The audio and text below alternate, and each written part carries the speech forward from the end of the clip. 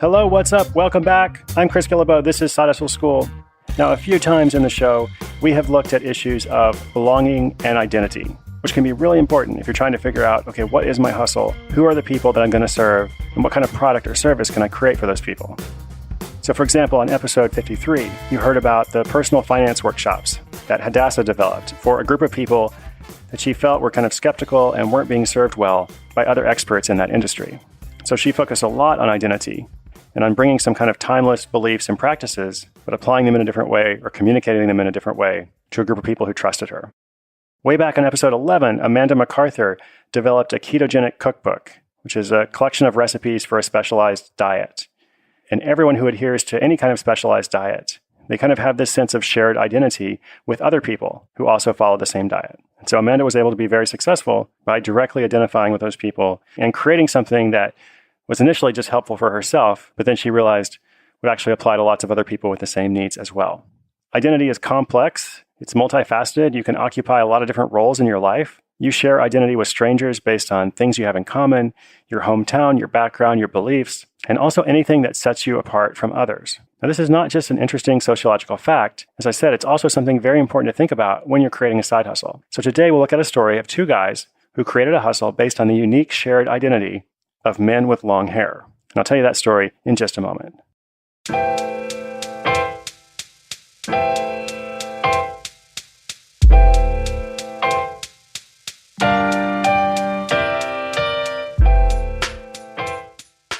Today's story comes from Chris Healy and Lindsay Bardo.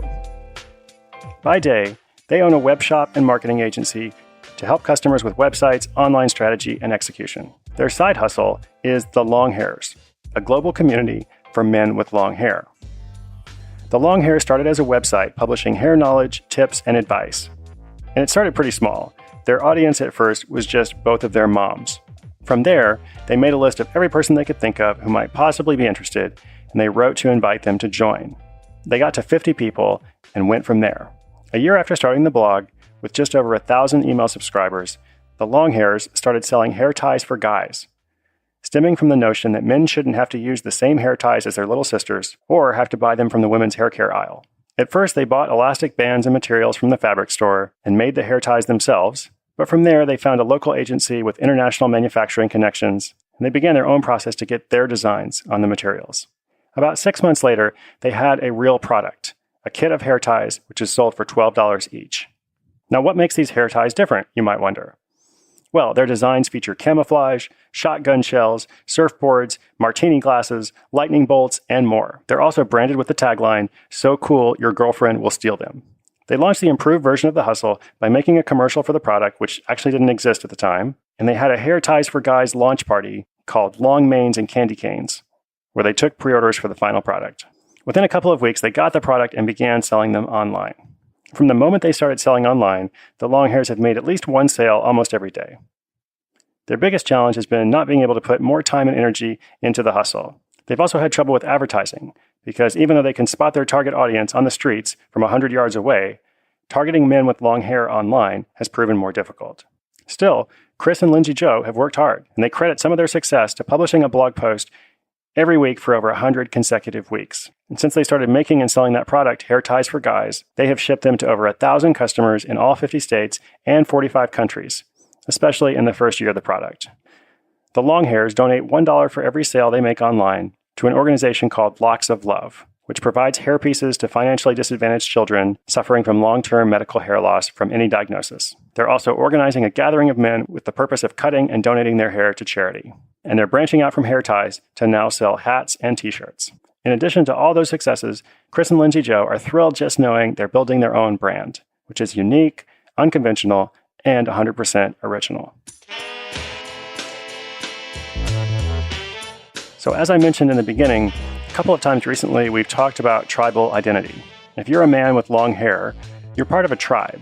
And what Chris and Lindsay are doing is trying to unite a tribe. It may not turn into a huge moneymaker, but they're having a lot of fun and they're building community among fellow long-haired dudes. And I really admire these guys' dedication and commitment, not missing a blog post for 100 consecutive weeks. I have found myself that there's a lot of power in a streak. There's a lot of power of just saying, okay, I'm not going to miss a week, a day, whatever it is. When I started blogging back in the dark ages, that's what I did for myself. I initially had a schedule of Monday, Wednesday, Friday, and basically I said I'm never going to miss a day. And eventually I think I switched to Monday and Thursday, but it was the same thing. There will always, always, always be a post on those days.